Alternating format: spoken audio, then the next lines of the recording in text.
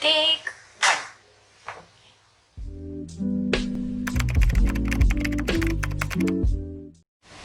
Hi everyone, Assalamu alaikum. So in today's video, I want to share with you the difference or how to distinguish between sympathy, empathy, and compassion. I'm sure some of you may have heard of this term. And for those who never heard or may not be familiar with these three terms, so today's video, I want to share with you how to distinguish between these three things. So let's start with first sympathy. So sympathy is actually a feeling that you have for someone because of whatever misfortune that someone is experiencing. For example, for those Malaysian, have you guys ever you go makan in a restaurant and then suddenly you're approached by a kid or an elderly where they came and then they ask you, they brought something to you, like they sell you something like tissue, or they just come to you and ask you abang or akak nak minta duit sikit, something like that. I want you guys to notice what is it that you are feeling. Because for me, most of the time I would feel pity, I would be kesian for this person. So that is sympathy. Try to, you understand the situation the person is currently in, like for the kid and for the child and also the elderly. Perhaps they're going through some financial struggle, so that's why they have to go around and sell the simple things like tissue and such. So you really understand the feeling of it's difficult to really live in that kind of situation. So that is sympathy. So the second one is empathy.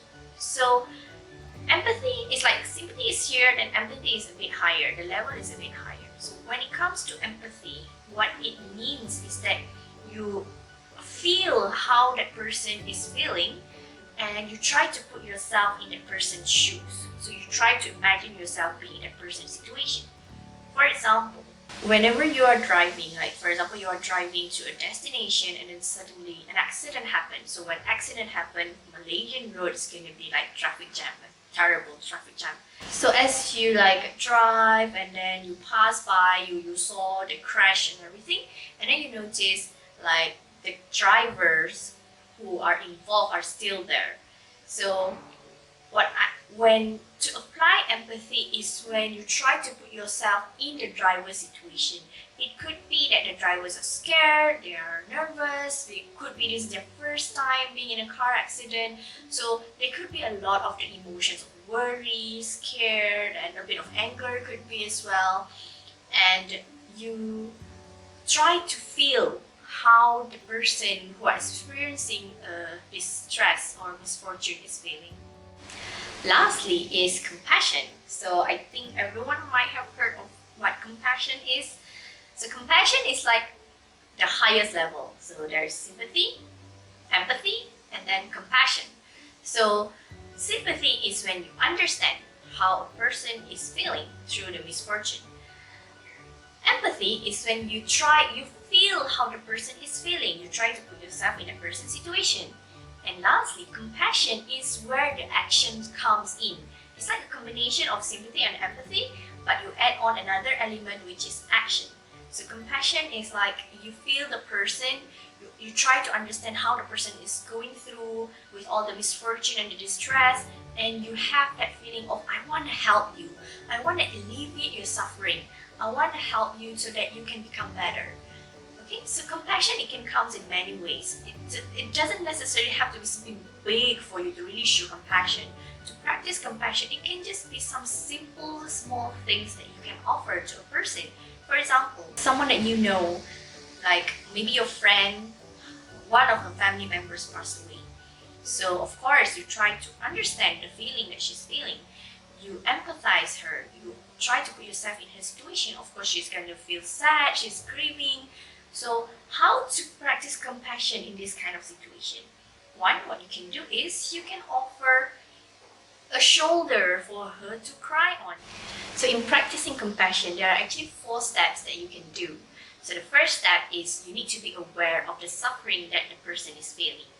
The second step is when you sympathetically or you are emotionally connected with the suffering that the person is actually going through. You are emotionally connected with that. And the thirdly is you have that feeling, you wish to help and alleviate the suffering of the person. And lastly, the fourth step is actually you are doing it. You are ready to provide the action, to really do the action of helping the person to feel better, or maybe at least to lessen the suffering that the person is having. So yeah, these are differences, how you can distinguish between sympathy, empathy, and compassion. And I hope with this video somehow you can understand how important it is to practice sympathy, empathy, and of course compassion in our daily life. It can be a trying times for most of us right now. And each one of us, there are things that, like even though we don't showcase it, but of course each one of us, there are things that we are going through. So it's very important for us to practice sympathy, empathy, and of course compassion. And it doesn't have to, you doesn't require for you to like do something big. Just small thing, like a smile. Just share a smile with someone that you met, like you just walking by someone that walked past by you.